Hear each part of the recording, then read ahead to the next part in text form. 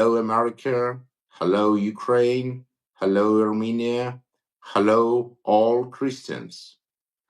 Uh, Christians, Europeans, all supporters, champions of European Western civilization. Uh, Today, we will speak with my great friend and brother, a paladin of President of United States of America, Donald Trump, Joel Tenney, and we'll speak about very important key topics. We will start, I think, from your crucial, important visit to Ukraine and your impressions, your visions, what you would like to tell us, dear Joel. Well, thank you so much, Tigran, for having me on. And I must thank you from the outset of this broadcast for really suggesting and encouraging me to go to Ukraine, and of course to our dear friend Robert. And you guys worked together to orchestrate that I had a successful visit to really get to see Ukraine for myself, to see what's happening there. So I just want to thank you as a friend and a brother, because you opened my eyes to a lot of things. Yeah, thank you very much for us, for me. You know that Ukraine is number one for me, and Armenia is number one for me, and relations with USA is number one for me. And for me, it Hmm. was very important to organize this visit for you because after you come back to USA, you will speak with a lot of congressmen, senators, and I hope you will correspond all your visions to the president, to the vice president, to the all staff of President Donald Trump. It's very important. Hmm. Your Hmm. impressions, your visions.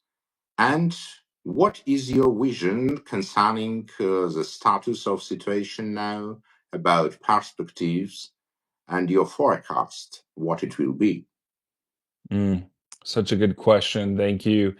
I'm very happy to be back in the States. I arrived yesterday, and I'm back in Iowa now, and I'm looking forward to my visit to Washington.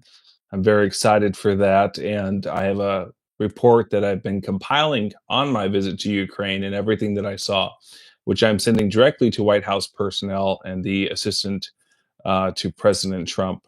When we look at U.S. foreign policy, I think it's really important to kind of view this whole conflict through a historical lens, so we can kind of gain more understanding. We can't just look at the conflict over the last 3 years. You really have to kind of understand how Russia operates. And I've said this in other broadcasts, and I've been hated for it, but I'll say I do have Russian friends, and I love Russians and I love Ukrainians. But let me move on from that, because what's going on is the Russian government is terrible. An oppressive government. And what this really comes down to, Tigran, it's not just a matter of war that we're dealing with. It's a matter of human rights abuses, and territorial integrity. Ukraine is a sovereign nation that was invaded by Russia. And I think we have to look at the tactics of Russians over the last 100 years. I've said before on one of your broadcasts that Russians have never been friends to Armenia. And I can back that up historically speaking. There's a term that's often used, that they are white Turks. And I would have to agree with that. Russian aggression is extreme aggression. It's something that you see only in radical Islamic extremist groups like the Taliban, Al Qaeda, the Muslim Brotherhood, Boko Haram, etc. The kind of defiling and dehumanizing acts that they do during war or during conflict is quite extreme. And it's the worst level of human violence that we can see. And what's going on right now in Ukraine is the Russians aren't simply attacking military outposts or military personnel. They're not just simply fighting a war, but they're trying to destroy the moral spirit, the morale of the Ukrainian people, especially the military. And how are they doing that? Well, they're attacking schools, they're attacking hospitals, they're attacking playgrounds. I was in Kiev when the bombing happened at the kindergarten, and those children were killed. I've seen some of the worst things I've ever seen in my life, and I'm still processing all of those things mentally and emotionally. And the devastation and loss in Ukraine is unimaginable. I was in the Donbass region. I spent more than a week on the front lines uh, with the military. I was in the trenches. I got to see some amazing operations. But I want to go back to Russia for a second and U.S. foreign policy on Russia, if I may, if that's okay with you. Yeah. Yesterday, 2 days ago, Russia killed 20 people in Kryvyi Rog and 10 children. Mhm. Yeah. They attacked practically a kindergarten by Yes. ballistic missiles. I was This is there. Russia. This is Russia. And yesterday, two Chinese soldiers and officers were arrested Hmm. because they fight for Russia. Hmm. And basing the appeal of Ukrainian president, a lot of Chinese, basing the information of investigation service, fight for Russia now. Hmm. Does it mean that China is military way participated, not only support by economically, not only support financially, but participate the war? Hmm. It's awfully the Chinese soldiers, officers fight against Ukraine supporting Russia. Yeah. I think it's changed a lot of things. Concerning Ukraine and Russia, I would like to stress the next. You know that during hundreds of years, Russia tried to occupy Ukraine. Of course. You know, more than 100 years ago, when Russia General Army enters the Kiev, they killed my relatives in the center of Kiev. Yeah, They killed, millions, millions. yeah, they killed the husband of the sister of my grandfather in his home. Hmm. And Hmm. his daughter was only 2 months and remained alone. And my grandfather take care of her all 20 years. It's Yeah. Russians. It was not now. It was Right. 105 years ago. It's Mm. Russia. It's real Russia. Concerning Armenia, you know that Russia did everything. Why Armenia lost Western Armenia? Because Hmm. Russia assists Turks in genocide. Of Because Russia course. attacked Armenia I mean, during genocide. we look at the military occupation, Russian occupation, liberation of Van, and then when they pulled out the troops, they left those Armenians in Van defenseless against Turkish invaders, occupiers, and annihilators. And so, Russia has had an entire history of being anti-Armenia, and they destroyed the first republic of Armenia and assimilated them into the Soviet Union, of course, as well. They sent Russian peacekeepers, and I was there immediately after the war in 2021. And when I met with the Russian peacekeepers, I greeted them in Russian because it was during Pascha, which is Easter, and I greeted them in Russian saying "Christos Voskres," Mhm. and they yelled at me and they said, "No, Jesus hasn't risen because he never died on a cross to begin with." And I said, "What do you mean?" I said, "You guys are Russians. We share the same faith." And they said, "We are Chechens." And so I said, "Okay, so wait, Moscow sent Chechens to defend and protect Christians in Nagorno Karabakh against Azeri aggression? This is Russian peacekeeping forces for you." Everywhere, everywhere. Yeah. So Uh, let me just I want to go into US foreign policy concerning Russia. And I okay. want to give just a brief detailed history if I may. I mean, if we look at the 1917 to 1933, the US State Department would not and refused to recognize the Bolsheviks, refused to recognize that government. We had the Red Scare in 1919 to 1920. We saw the infiltration of communism and communistic ideals infiltrating Hollywood. There was the CIA was involved, the FBI was involved because communists were infiltrating the American media. And then, of course, you fast forward. to the 1940s, I believe it was 1947 or so, we developed the Truman Doctrine, which was we wanted to see the containment of Soviet communism from spreading. In 1948, 1949, we had the formation of NATO, and the State Department condemned the Soviet aggression. And that was the reason why we formed NATO. It was to keep the Soviet Union from growing and to support democracies and territorial integrity of nations. Also, the human rights of individuals, which were being violated under the Soviet Union.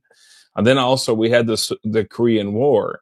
And the Korean War, the whole entire reason why we got involved in that whole entire thing was the Koreans were this whole communism idea was Soviet communism that came in there, and they were backed by the Soviets. After the Soviet or after the Korean War in the 2000s, we had major concerns over the freedom of press. We saw the decline or backsliding of democratic values and democracy in Russia under Vladimir Putin. And then 2008, we saw Russia invade Georgia. And we had the Georgian Russian War, and we condemned Russia during that.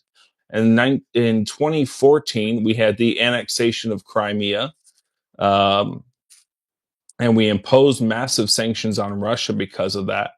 And then we had the Skripal poisoning in the UK, right? And we supported the British claims that they were saying there was this chemical poisoning, and we expelled the Russian diplomats.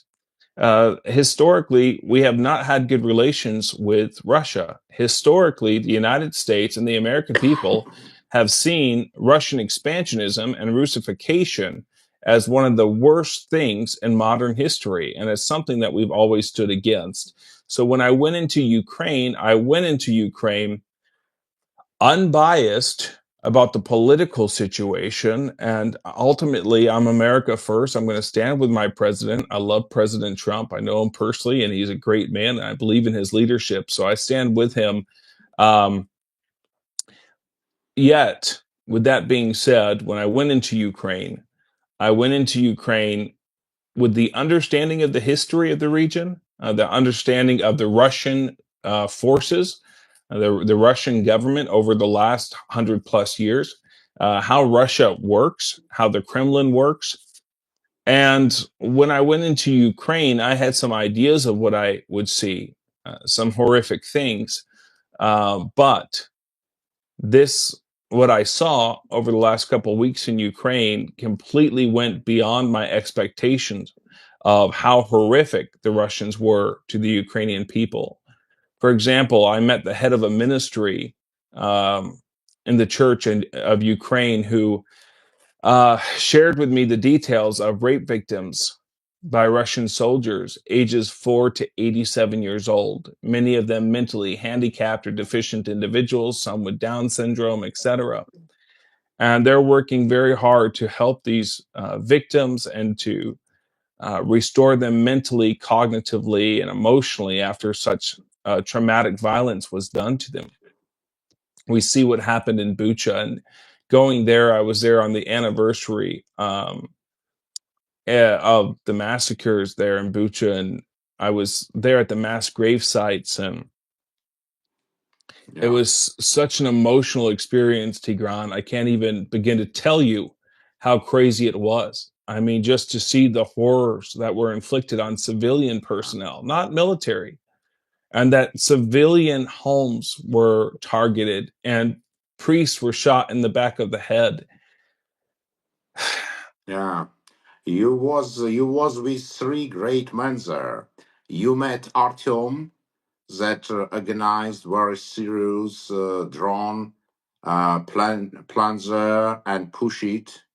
You was with Robert, he's a hero, and fight to secure Ukraine from 2014. 11 years. He's 11 years. unbelievable. I mean, this guy, he is such a hero to me and an older brother. And I talked to him today. Actually, we talked about my upcoming trip to Armenia.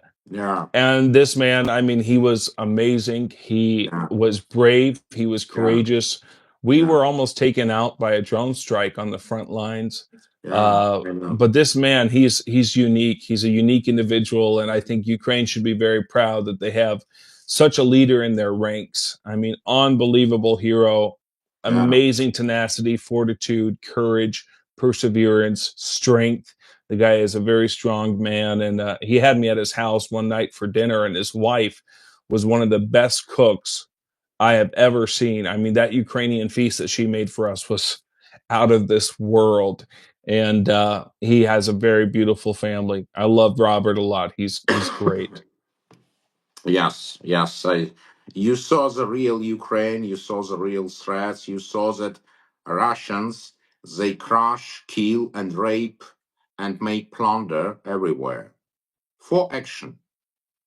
Plundering, raping, killing, yeah, Yeah, it's and, so and, and horrible. crushing. It's everything that Russia render to other nations for direction. It's just devastating. You know, I'm going to try not to get emotional on this broadcast, but when I came into on my way into Ukraine, I was on this train from Bucharest, Romania. I went to Chisinau, Moldova, and then from Moldova to Ukraine. And on the train, I met this woman, and she told me, "I I wish I could kiss and hug every single Ukrainian soldier." And I looked at her, and I didn't know why she said that, and it didn't make sense to me because she's Moldovan. And I said, "Oh, do Moldovan women find Ukrainian men attractive?" And she said, "Well, they are, but that's besides the point." She You said, know, I want to hug and kiss every one of them because I have a dream. I have a life. I have a family. I have a home that I love. And Ukraine is the last defense for the sovereign nations which surround Russia, Estonia, Latvia, Slovakia, Moldova, yeah, Romania. And yeah. she said those guys aren't just fighting for their homeland, they're fighting for us. They're fighting for all of Eastern Europe. Yes, really, really, Ukrainian soldiers and officers, they fight for the whole Europe, for the whole Europe. But what Europe? Today I listen that Europe intends to cut free trade agreement with Ukraine. It's a kind Yeah. of support of Ukraine. It's very strange. And the leadership of Europe told that will render $800 billion, but they next day they forget about it. They told and forget. And what's happened with Europe, Joel? They think only about Islamization of Europe, about migration and Islamization. It's number one. And second, about genders, to create Yeah. from 100 genders 200 genders. I think Hmm. Europe, you don't think that Europe think about mainly two things. One goal is Islamization of Europe and solidarity, that they organize solidarity of migration. And second is uh, produce new genders, yeah, to decrease creation of families, to kill European values, and so. What's happened with Europe? Yeah. It's really unbelievable. It's really sad what's taking place. I just saw that an Easter program was canceled in a UK school in order for them to be more inclusive of other faiths. And I guess inclusivity works only for people who are non Christian because we're not welcomed, and the Christians are abhorred in UK and in Scotland and in France. They're persecuted, they're targeted, they're arrested. You have thought police now in England. And so when it comes to these kind of things, and J.D. Vance made that very famous speech to the European powers, and he's like, hey, like it used to be American European values, but he said, you guys don't even share the same values anymore. And one of the propaganda tools from Russia that we've seen in the United States, which has brought many of the national Americans onto the side of Russia because of their heavy propaganda has been that Ukraine is a fascist country with a fascist government. They're pro LGBTQ. There's transgenders everywhere. And what they're trying to do is they're trying to appeal to those who are in power in the United States, which is the right and the conservative right. Thank God. And then they present Putin as the epitome of masculinity. And so you see a lot of these videos on TikTok and Instagram and X and Telegram and everywhere else showing Putin as this guy who's very religious, a faithful Orthodox Christian. He's taking ice baths.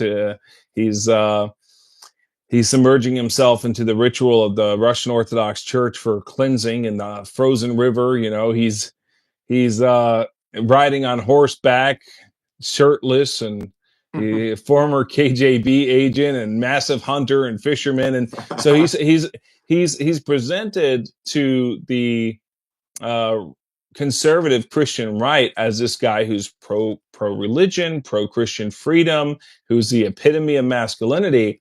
And so, for any normal guy who can't see through BS and propaganda, I mean, to someone like me, a father of 6 kids, who hunts and fishes and does all those things. And, I have my Christian faith.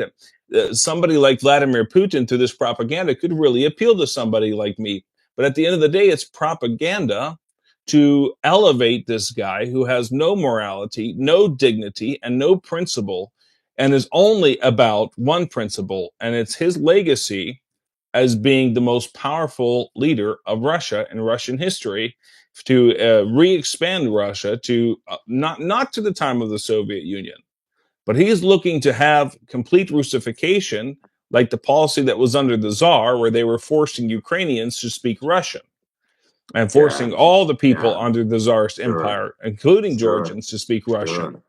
This is I would, Russification and expansionism. yes, I would like to tell you, my mother is native Kievite, and I spoke Ukrainian from my birth without any problem, as in my family.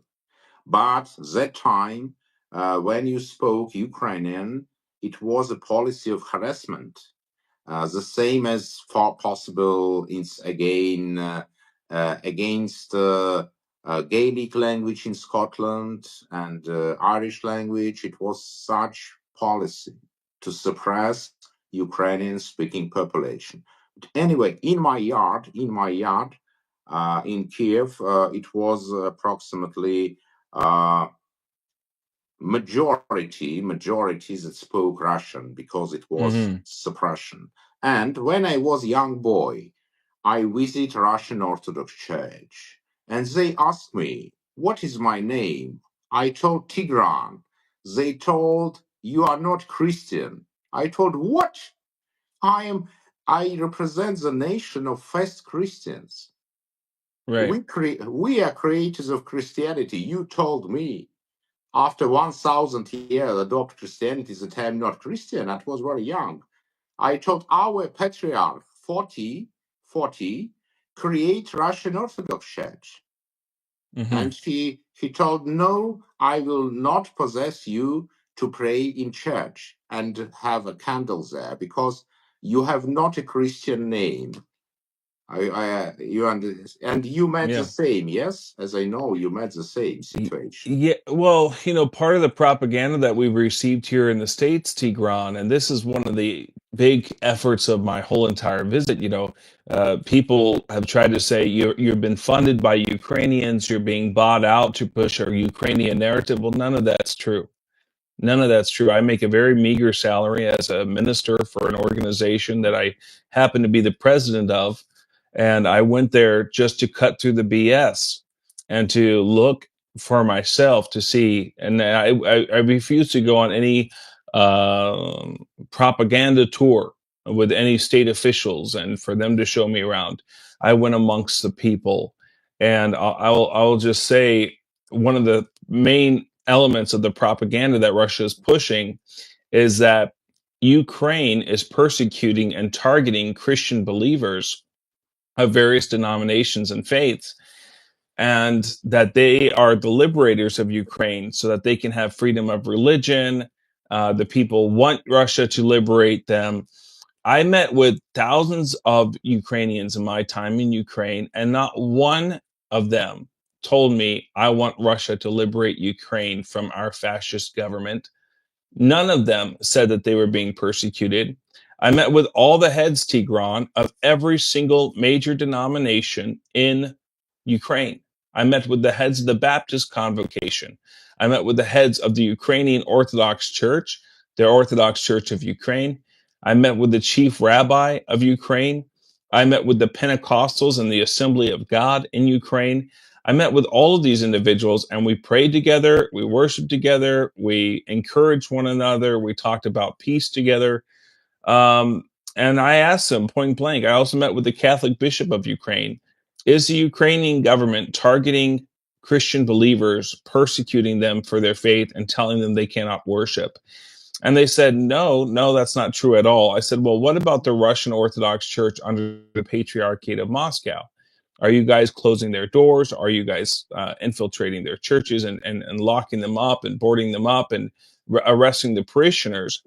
And they said, well, no, that's not true. However, there have been some churches that were either storing military ammunition or working as spies for the Russian government that were under the Orthodox Patriarchate of Moscow.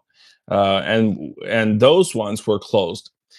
And that's interesting because, you look at what Patriarch Kirill said. He said, this is a holy war, and that the Ukrainian Orthodox and all those heretics and schismatics, meaning all those who don't belong to the Russian Patriarchate, they're heretics. They're not even real believers. And so if you wage war in Ukraine, you're doing a holy thing. So he's called this a holy war and has encouraged the Russian Orthodox faithful, many of them who are very good people, into a moral, what would you call that? Um Absolution, a total absolution of any crimes that they may inflict on Ukrainians. And that is absolutely unheard of. He is acting like he is a caliph of an Islamic caliphate. That is how he's acting. And so he is no patriarch at all. He's created a schism within Orthodoxy. It's absolutely terrible. So I went into a Russian Orthodox monastery that was supposed to have been closed down, quote unquote, where the parishioners were supposed to have been targeted and arrested, quote unquote. It's one of the holiest Orthodox, Russian Orthodox monasteries in Ukraine under the Patriarchate of Moscow. And when I went there, they had Vespers going. I have all the videos for anyone who doesn't believe me. They had Vespers. They were in full operation. The monks and the priests were worshiping together with the parishioners. And when I went up to one of the priests to get a blessing, he refused to bless me. And the only thing that I could say was it was either because he saw I was wearing an Armenian cross that I wear all the time, or because he saw me in a Ukrainian military uniform. Yeah, sure, sure. But you don't surprise because Patriarch Kirill is a FSB general. He must act such way. Yeah, because Yes, he's a Russian officer. Yeah, fellow of Russian course. officer. He must be wild and barbaric. It's normal. Yeah.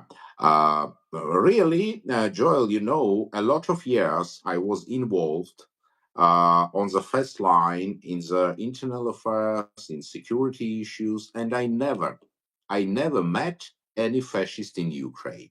I never, I never had any information about fascists in Ukraine. But in Russia, act hundreds fascist Nazi organization. Mm-hmm.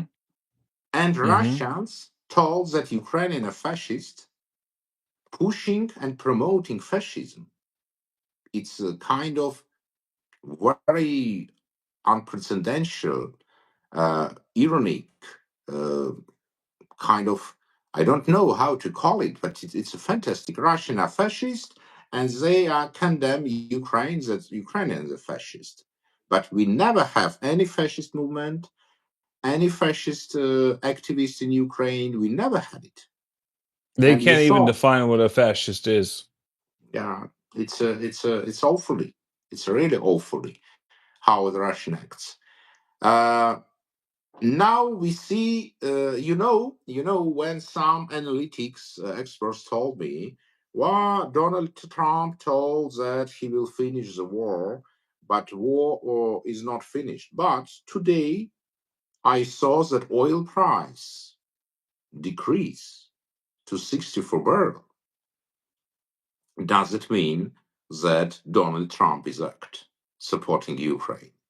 Because Russia decreased its possibility to buy weapons.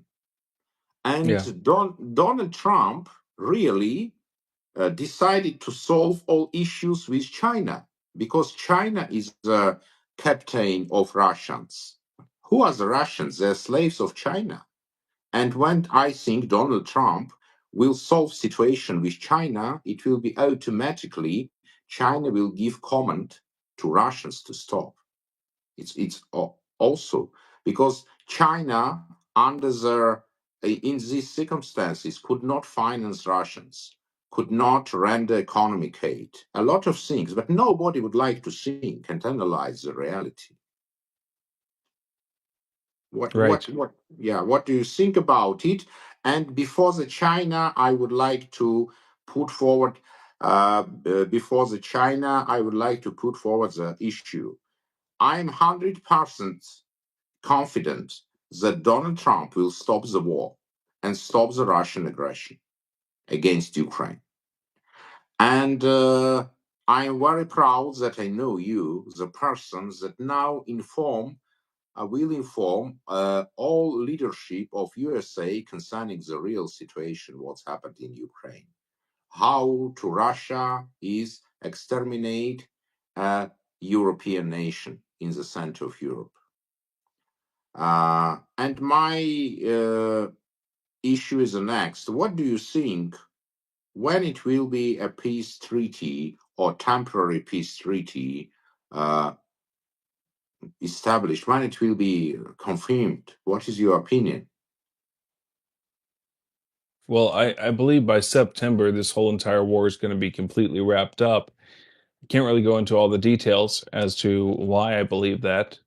Yeah, Um, but from the I intelligence understand. that I have, I think that there's going to be the reality of it is even without any U.S. or European support, Ukraine's MOD, Ministry of Defense, they have the capabilities. The Ukrainian military has the capabilities to defend Ukraine for a year without any support from Europe or from America.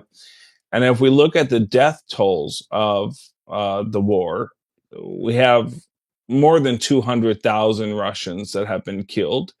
The official numbers, which we know from various intelligence sources, that Russia isn't even giving the official number.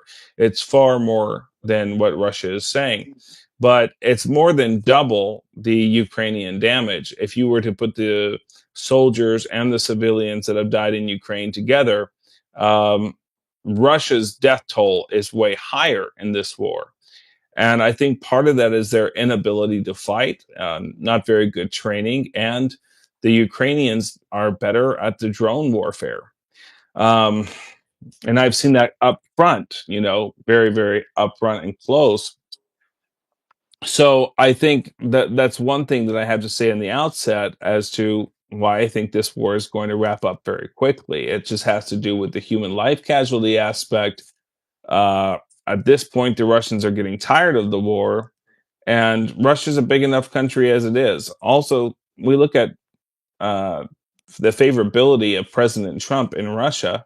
Most Russians love him, and it's not because he has some great relationship with Putin. They love him because they saw what the rest of the world saw when he got shot in July and he got back up and he pounded his fist in the air and he said, "Fight, fight, fight."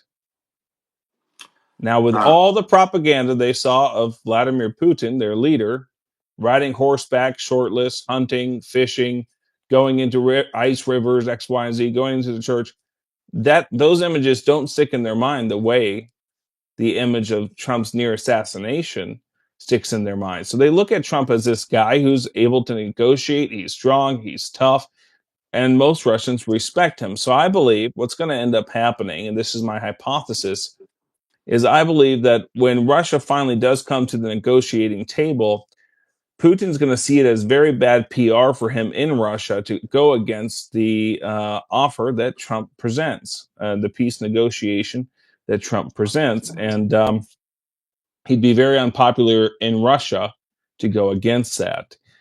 The other thing is that right now, like I said before, without any US or European intervention, Ukraine can defend itself for another year. Ukraine actually is winning this war. The occupied region of Bucha was, of course, deoccupied. We look at the Donbass region; they're gaining ground in Donbass. They're pushing back the Russian forces, and they're keeping the front, which is incredible considering the amount of personnel that is on the front line. So I think Russia, unless they involve nuclear power, they're not going to win this war. If they have nuclear strikes on Ukraine, they could win, but without that, they're not going to. Yes, completely agree with you. You know, a Ukrainian nation needs support of USA. Ukrainian nation needs support of President Donald Trump.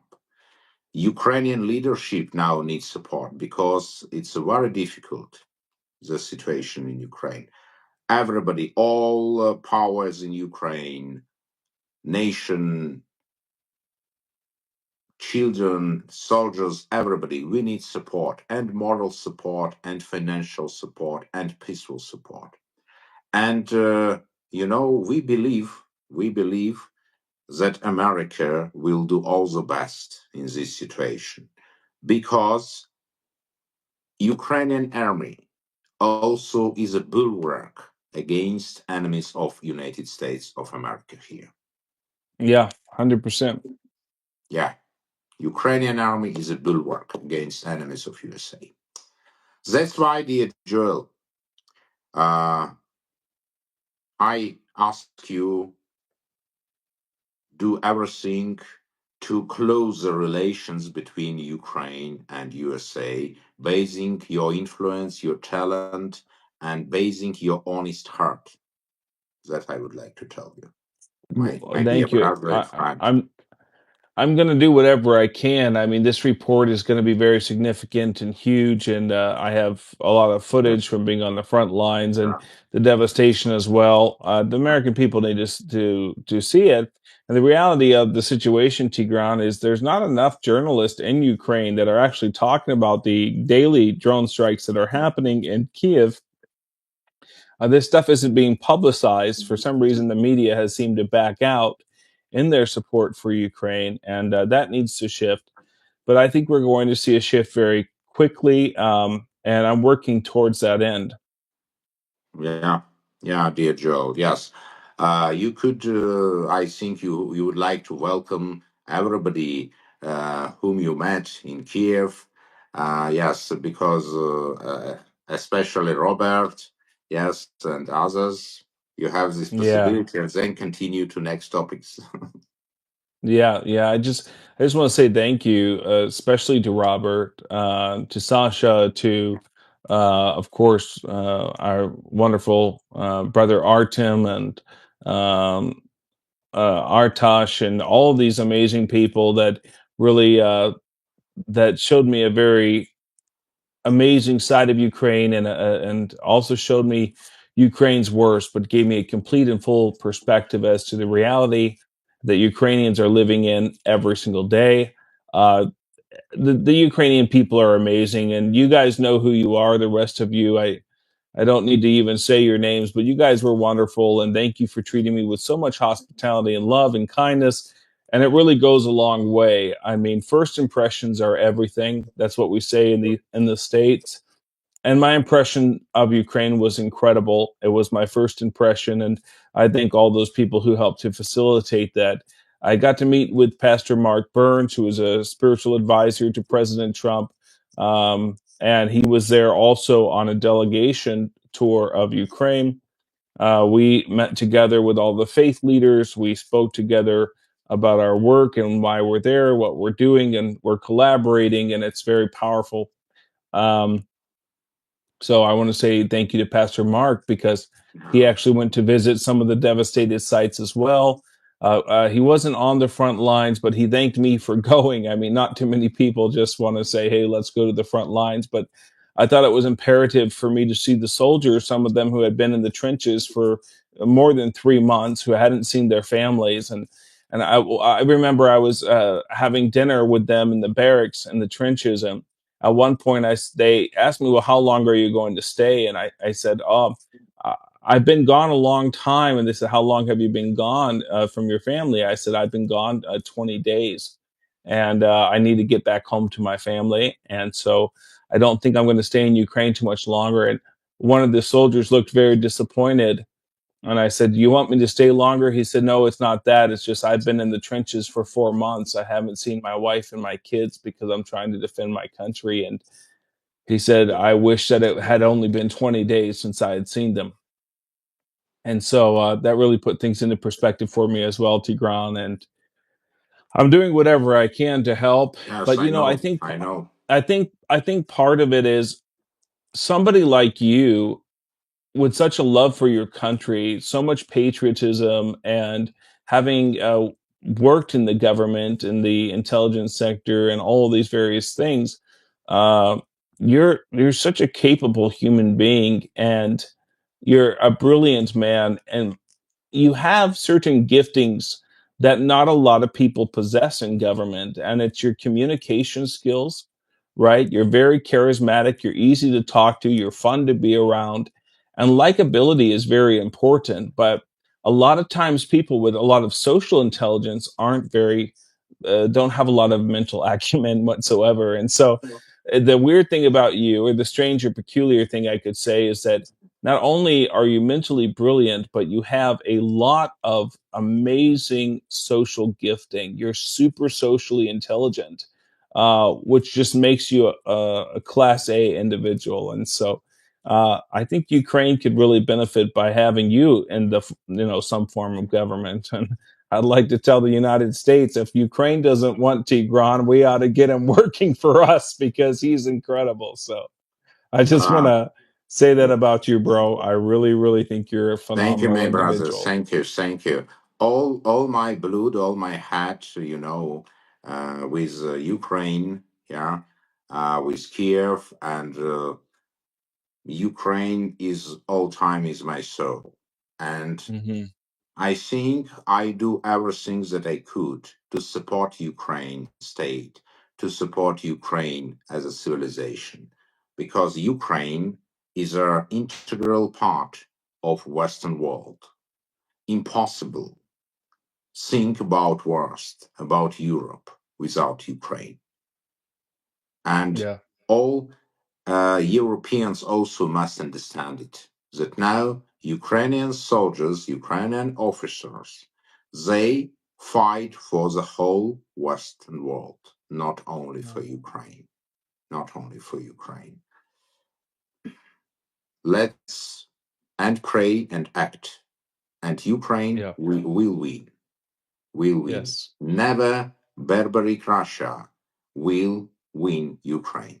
Never. yeah. It's not going to happen. It's amazing. Ukraine is going to win this war. Russia will Yeah. lose this war, and I'm completely confident in that. And I think what the Ukrainian government is looking for, and what Volodymyr Zelensky is looking for, is he's looking for a just peace. And a just peace means the pulling back of Russian troops from Crimea, from Donbass, and giving the territory back to Ukraine. And I agree with that. Whatever peace deal leads to that, Ukrainian territory, the territorial integrity of Ukraine being intact, that's the peace deal I'm for. And Russians pulling back the troops. And I think Ukraine should continue to fight for that peace deal. We don't need Russia occupying any Ukrainian territory, which belongs to the integrity of the Ukrainian borders. Um, We need Russia to completely pull back. Russia's large enough. We don't need Russian expansion in Eastern Europe. We don't need Russification. We don't need Russia. 95% of Estonians speak Russian, by the way. And the reality is Estonia has the right to self-determination, to their independence, to uh, territorial integrity. And Putin's setting his eyes on Estonia. And if he takes Ukraine, he won't stop there. He'll take Georgia. For sure he will, especially with Georgia's new government. He'll take Armenia, a weakened Armenia, for sure. He will take Estonia. He will take Latvia. He will take Moldova. He will take Romania because he can. Yeah, If he wins Ukraine, I mean, it's just going to bolster his confidence. I mean, if he's able to get 150,000 Korean troops, and now we see that they're Chinese that are fighting. yeah, Oh, yeah, we don't yeah. know exactly where this will go. So, while I do believe Ukraine will win this war, I think it's going to happen because the Western powers are going to unite in some really amazing way for Ukraine. And they're going to have to if Russia continues its aggression and expansion policies. Um, I want to talk about Armenia briefly as well. I mean, Armenia for me is number one next to my country, America. And Armenia is going through some crazy political shifts, isn't it? Yes, yes, yes. And now you see what's happened. Finalizing today our Ukrainian case. It's crucial issue concerning integrity of Ukrainian territory. Crimea, Donbass is integral part of Ukraine. And Right. Ukraine, I not only completely agree with the president of Ukraine, Vladimir Zelensky, I for me it's impossible, and not only for me, to not share this position because it's Ukrainian land and Crimea and Donbass and basic international law and basic mentality and basic cultural tradition. Well, Anyway, it will be liberated. That's you why. know, it's called Kiev Rus for a reason. So like Sure, Russia came out of Kiev. sure, The sure, Kiev was the sure, biggest city, and the sure, Ukrainians wanted the sure, self determination and independence. So that's why they've been their sure. own self independent country for decades. Yeah, yeah, really. For me, it's issue number one. The same as for any Ukrainians, the same as for sure Ukrainian president as the person that leads the Ukraine. Hmm. Ukraine must be deoccupied from Russian troops. It's number one issue, sure. Hmm.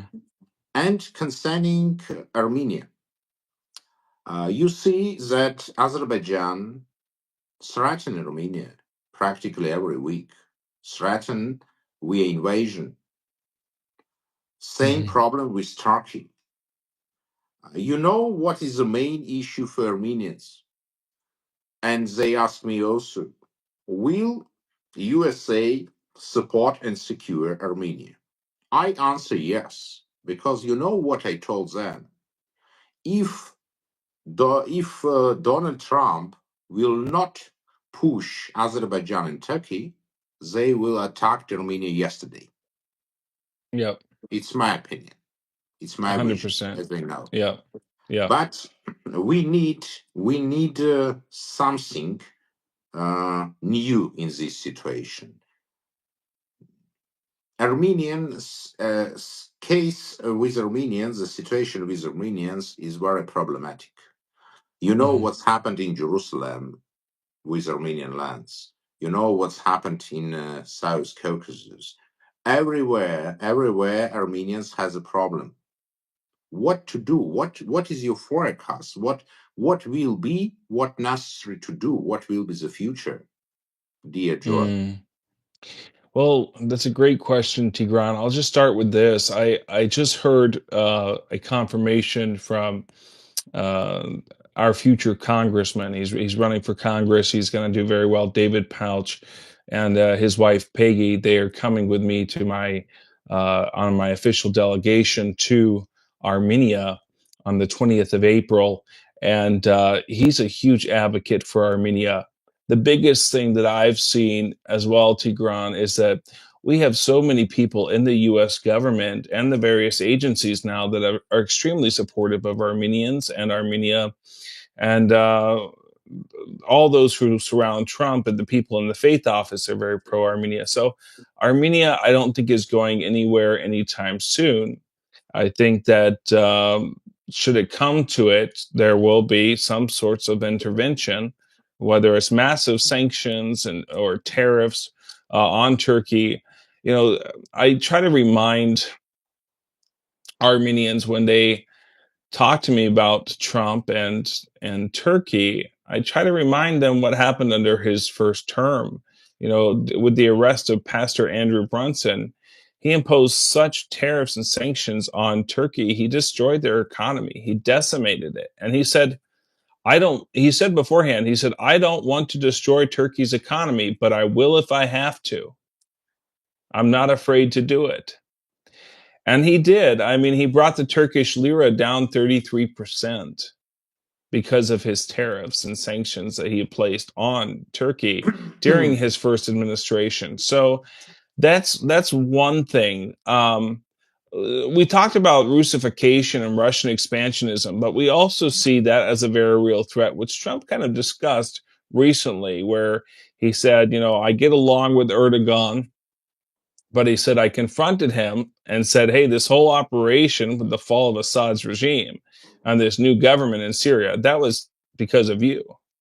And Erdogan at first denied it with Trump. And he said, no, it's not actually, Mr. President. With all due respect, it's not. And then Trump said, it is, but oh well. You know, Yeah. like he knows. And it's not in the State Department's interest to see Turkic expansionism either. And I think Erdogan kind of views himself as this Islamic crusader and new caliph of the Islamic world. And that's why he's involved in Iraq and Afghanistan and Syria. Yeah. That's why he's killing Christians, murdering them, funding jihadists to do so, Yeah. and Kurds. So I don't think, you know, when Trump voices such opinions, that is reflective of the state's policy concerning Turkey. And I just think that's Trump being very diplomatic. He's talking to world leaders, he's talking to people who have serious power and might, and he wants to try and keep the peace, but at the same time, let them know he means business. Yes, I'm sure. If Trump acts such way against China, what is a turkey? It's a small insect if compared with China for Trump. Right. And what did he say about Xi Jinping? He said, I've got a lot of respect for Xi. He's so great. He's such a powerful leader. He's got a lot of might. I mean, he's governing a billion people, and that's really hard to do. You got to have something up there if you're going to do that. And so, yeah, I mean, that is just standard Trump rhetoric. And I think that's something that shouldn't surprise anybody when it comes to the rubber meeting the road, as we say in America. Um, Trump's leadership is impeccable. And I think leaders like Erdogan and Xi Jinping and Kim Jong un and Vladimir Putin very much respect President Trump and they fear him, which is even more important. Yeah. I think now Russia is under the stress when they saw how Donald Trump is pursuing the policy toward China. I think all Russia and Putin, everybody now is in trembling and shock. Uh, Mm-hmm. also now you will correct me if I'm not right. Now Christians in power in USA first time Yeah, after possible after Abraham Lincoln. It's the first time Christians again became their power in USA. What I would like to ask, if USA possess Muslims now destroyed the first Christian country, I think it is impossible. It's yeah, impossible because how it's possible to remain Christians possessing to attack first Christian country right. when everything was started. Does it mean I think we need a new policy, and you are a great leader and champion of this policy. And Mhm. dear Joel, I, my friends, and my team will support you on this way Thank and you. support every single willing of President Donald Trump in solving this situation because Armenia needs security and peace. Same way as Mhm. Ukraine, same way as Mhm. Georgia, same way as Moldova. Security and peace. Yeah.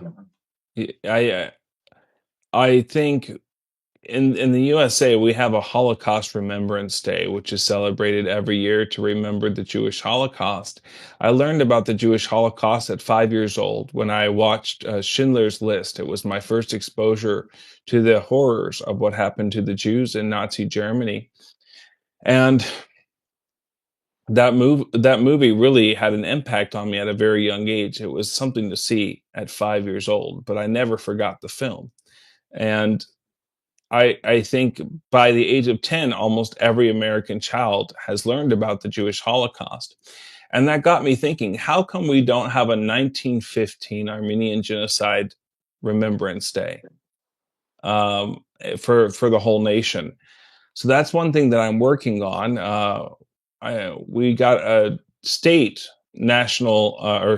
genocide remembrance day for the state of Iowa, which was huge. Our governor Kim Reynolds passed that, and I'd like to see that for the nation. So I'm advocating for that. But more importantly, I think it's the U.S. interest, national interest of the American people that helps to shape U.S. foreign policy. And so that the reason why Israel has so much support is because everybody knows about what happened to the Jews Yes, Joel. during World Yes. War II. And so, what is a Zionist? People will call me a Zionist all the time. A Zionist is simply somebody who believes Israel has the right to exist, which I do. I mean, they've been expelled from every nation for centuries and centuries and centuries. And some people will point to the fact because of the central banking systems and Jewish usury, which they don't charge interest among themselves, but to Gentiles, etc. Um, as one of those reasons. But regardless of the fact, we should never be against an entire ethnicity. Otherwise, we are no different than the Turks who ethnically cleansed Turkey, the Ottoman Empire, of the Armenians. So I think we should never have that mentality. Um, Number one, I also think that Israel does have the right to exist because every single place the Jews have been, they've been persecuted, and the Holy Land did belong to them to begin with, and believe that they should have the Holy Land, that they should have their own right to exist, and the state of Israel should exist. But let me tell you something. I don't think it's a one or the other. I don't think you either support Israel or don't support Armenia. What I'm saying is Armenia is the first Christian nation. Why can't we support them as well? Why can't we send billions of dollars to them? We send 4 billion to Israel every single year. Why don't we just send 2 billion to Armenia at least, and give them something to help build up their military defense and capabilities? And so, of course, they passed a strategic partnership. I think it was back in January, the United States with Armenia, and one of those things outlined was for military defense and training and so forth as well, which is very good, but it needs to be expanded, and I'm advocating for that. But I'm also advocating, most importantly, that the Armenian genocide is taught in every school in America. We Yeah. see the Department of Education It's has very failed American important. citizens. It's It very has failed important. American citizens, and Americans realize that, and that's one of the reasons why Trump has advocated Uh, for the closure of the Department of uh, Education or a total reform. But I believe every single American child should know about the Armenian genocide by the age of 10 years old, just like we yes. all learn about the Jewish Yeah. genocide or Holocaust Yeah. in 1945. So Yes. that's one of my main objectives. And why is that important? It's because of the United States, the people of the United States awareness of the Holocaust, that we so adamantly support Israel. And if we had the awareness that the term genocide was created by Raphael Lemkin, who happened to be a Jew, based on what happened to the Armenians, Yeah. Uh, at the time, they didn't have the word genocide, and Yeah. it was ethnic extermination, is what they Yes. called it, or mass extermination. So Yes. Yes. when Well, when yes, uh, yes. Yes. when the prime minister of Armenia, Nicole Pashinyan, was in, I think, Switzerland, he said we need to look back at the history of why we have termed the mass murder of Armenians as genocide and how that came about. And he said it in a cynical way, as if we shouldn't be recognizing the Armenian genocide or advocating for countries to recognize it. And I took issue with that in a big way, because you have to be somewhat ignorant of the term genocide and how it came about. So Armenians weren't using the term genocide until after it was invented, and it was invented for them. You have to understand that basic principle. Once Yes. you understand Uh, that was the invention of the word genocide was based on what happened to the Armenians, and that's why they started doing genocide lobbying, because the term was invented and laws were yes. based off of what Yes. happened. Yes. Whole entire international laws and the Geneva Convention, et cetera, was Yeah. based off of that terminology, which encompassed the whole entire massacre of the Armenians from 1915 to 1923. So Mm. all these things I'm working on, and I don't get paid. I don't have mass funders. I don't. My wife and I, we barely get by with our kids, and we are happy with the life that we have. But I'm doing this because at the end of the day, I want people to look back at me in the pages of history books, not because I want to be written in them, but because I want these principles upon which I built my life, which so far in my life, they're so far above anything else. My principles are the highest ideals which I serve. One of those, I believe in human rights. I believe in territorial integrity. I believe in what Woodrow Wilson called in 1919 the right to self-determination, that nations could be formed based not just simply on ethnicity or religion, but based on their right to self determination. They say, we are people, we want this form of government for ourselves, and they should be able to have that form of governance. Um, so, with all those things, that's why I'm fighting and doing what I'm doing, so that one day, not only can I help people in this life, but later on, people will read about my work, my advocacy. They'll read about you and I and our conversations, and they'll be um, pricked at the heart. They'll be convicted themselves to continue to carry on the work that we're doing into the future and continue to stand up for human rights and for Christians all around the world. Yeah, it's a great, Joel. It's a great. You know, I would like to tell the next. Armenians not need the recognition of genocide.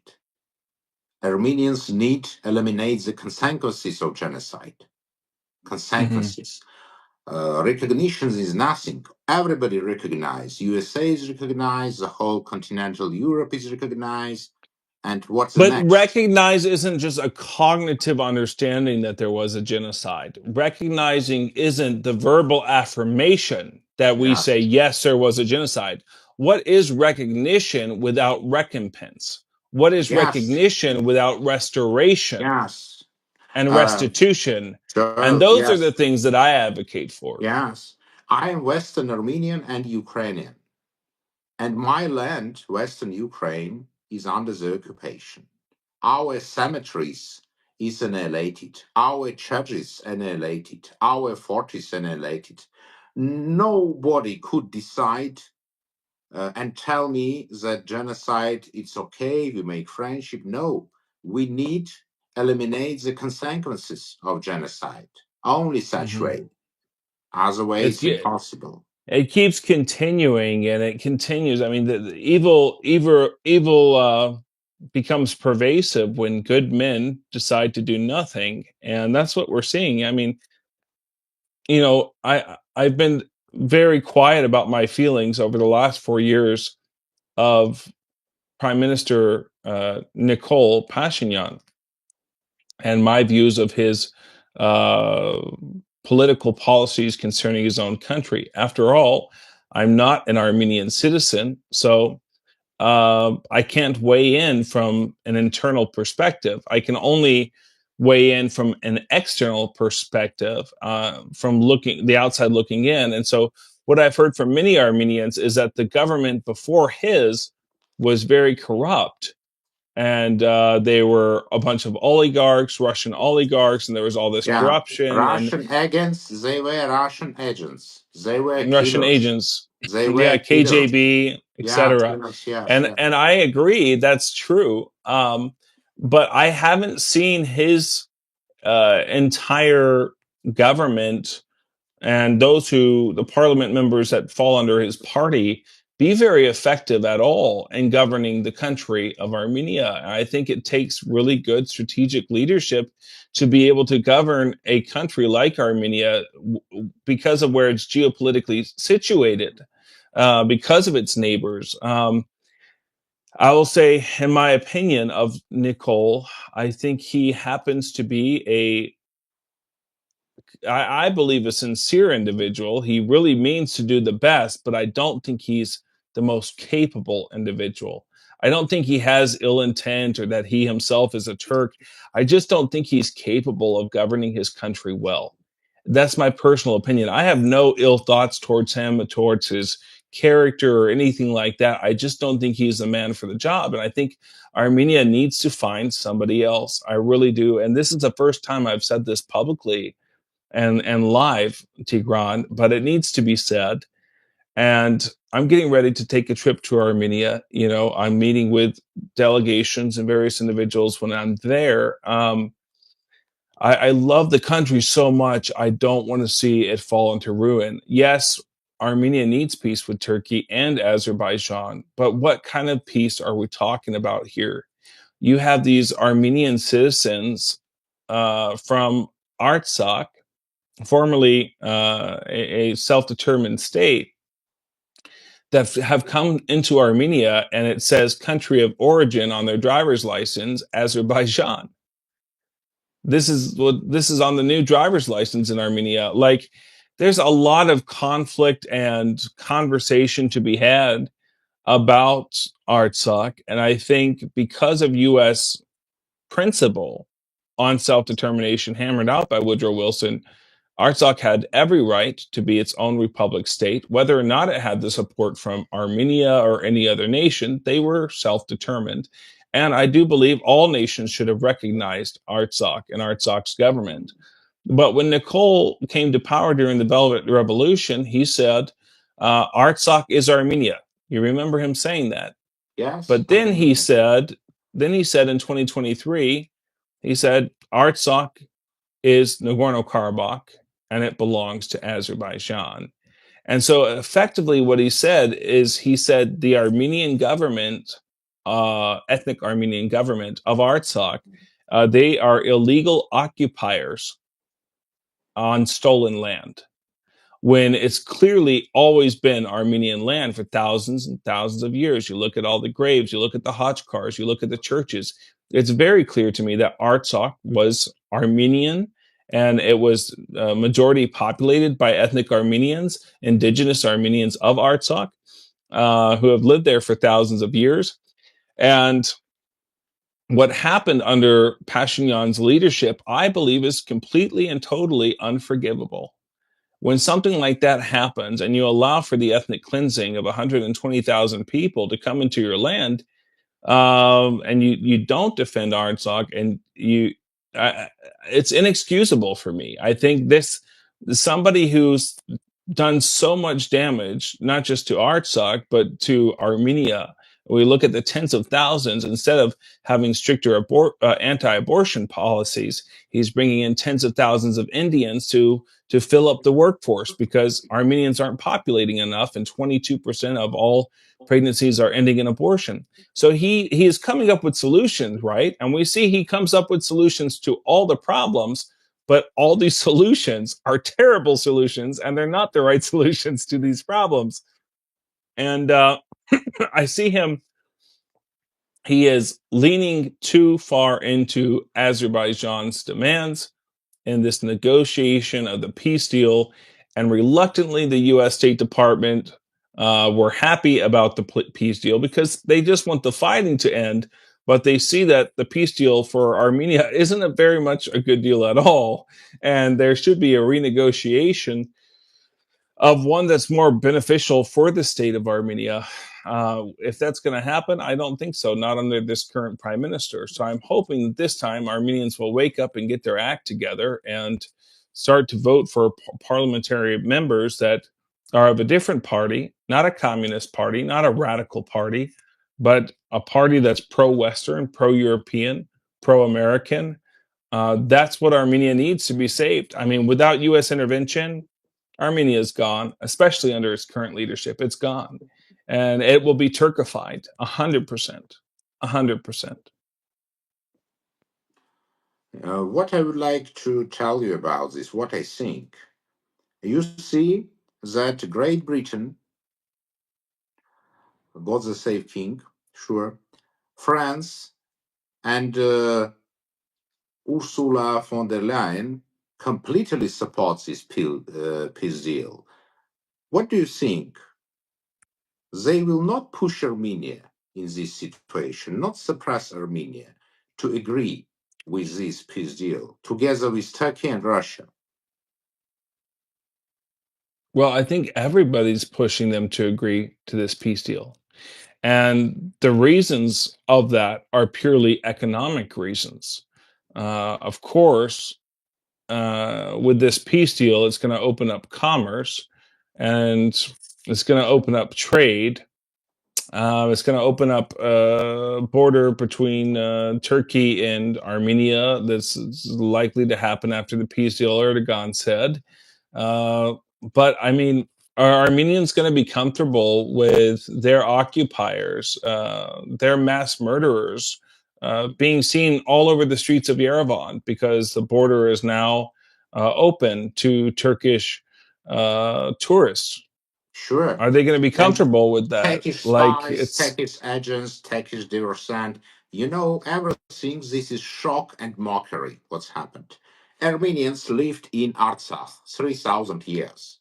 Some artificial state created by Stalin and communists 100 years ago, Azerbaijan, told that it's our land that was created 100 years ago.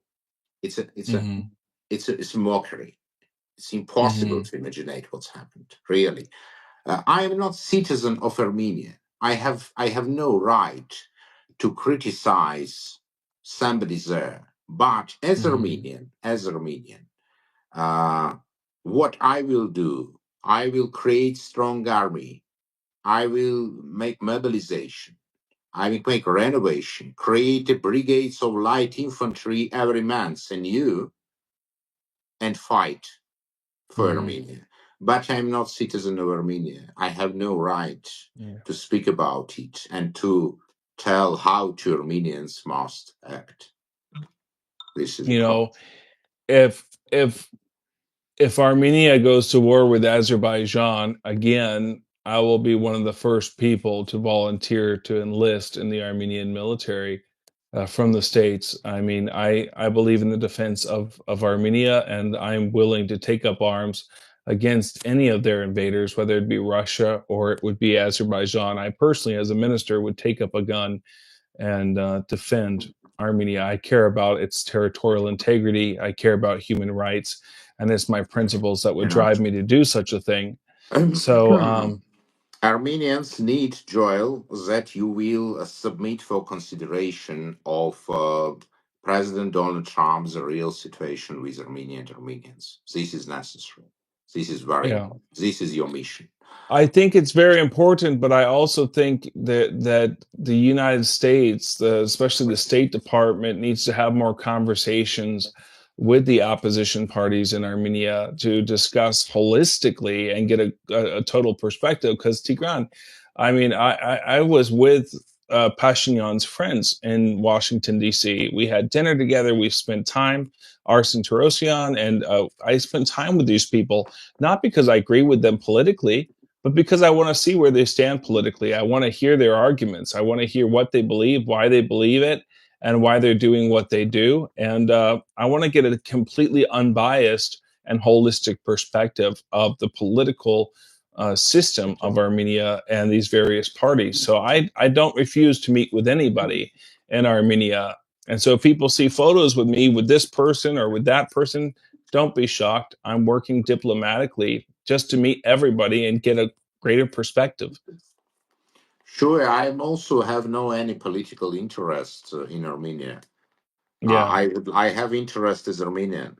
The same Hmm. the same is concerning Ukraine. I have zero political interest, but Ukraine is in my heart. Armenia is my heart. You told very important things about Israel. Hmm. I would like to tell to Israelites the next. I had very good friends. I speak about senior rabbis, about high officials of Israel. I like Israel, and I want to tell to Israelites. Armenians never were enemies of Israel. All Hmm. our history we were friends, Hmm. except last 150 years. Hmm. But also we was no enemies these 150 years. No. Hmm. Armenians, thank you to all fellow Israelites to assist Armenia during genocide. We remember Lemkin. We remember Franz Werfel. And when my relatives were killed in Adana, 1909, Raphael Lemkin first time created a term Holocaust to remember massacres of Armenians in Adana. Then Yeah. created a genocide to remember massacres of Armenians from 1915 to 1923. Two terms were created for Armenians, and Holocaust and genocide. Hmm. But I would like to tell the next. Armenia with Israel will be stronger. Armenia is potential and real alive for Yeah. Israel. Yeah. We must be together. 100%. We must be together. 100%. Armenians has zero problem with Jewish, zero problem. And Hmm. during Second World War, Armenian priests, Armenian soldiers, they save Jewish everywhere in Eastern Europe from Yeah. Holocaust. Yeah. Does it mean I am sure that cooperation between Israel and Armenia has huge perspective Hmm. because it's very Of close course. nations, very And close. we need to work on that expediently, and we need to help develop those relations. And I'm also working on Yeah, that, and I look forward yeah, to my upcoming trip to Israel. yeah. But I just wanted to say as we close that I'm just honored to be on this uh, broadcast again, Tigran. I'm thankful for the opportunity, and Thank you. I'm excited to see what we're capable of doing, and to continue to expand the horizons of what is achievable for the Armenian people and for Ukrainians. And may God bless you, and God bless all your efforts and everything you do, and may God continue to expand your territory. Yes, and God bless you, my dear Joel. We continue, we fight, we work, we move ahead. Thank you very much. And Thank you. I think next time, because is yes, our broadcast is too long. Next time we will speak about relations of China and USA. What will be happening? Because we'll we'll we talk planned about that soon. we plan to speak during this broadcast, but really it's too long, and we are tired, and it's night now. Yeah, possible next time we'll speak about it. Yeah, I hear it's getting pretty late. I know it's very late. I've been gone all day working nonstop, and after being gone for 25 days abroad, my wife, who's Yeah. pregnant with our sixth Yes. child, will Yes. probably divorce me if I don't get off the Yes. broadcast. Yes. Yes. Yes. My greetings to your wife. She's a wonderful person, brilliant person. Yes. She loves I you a lot. remember. I remember our conversation. I am sure everything will be okay and excellent. My wishes, yes. Yeah, I respect you, your super intellect, and you as a son for me. Yeah, I told you, and you're similar to my eldest son. Yeah, I love him. He's quite a big. great guy. Yeah, Uh, yeah. So we are together. We will fight, and with blessing of our Lord, we will win. We sure will that's win. right. Thank you, That's my right. dear We brother. we really enjoyed having you in DC with us during the Uh, inauguration and yes, getting yeah, to spend some quality yeah, time. That was fantastic, and we look forward to you coming back to the yeah. States and being Sure, able to sure, welcome you back sure, again. sure, sure, sure. We will meet soon. Okay. Yes. See you, my All brother. right. God bless you. Take Yeah, care. God bless you. Say Amen. Amen. See you. Amen. Bye.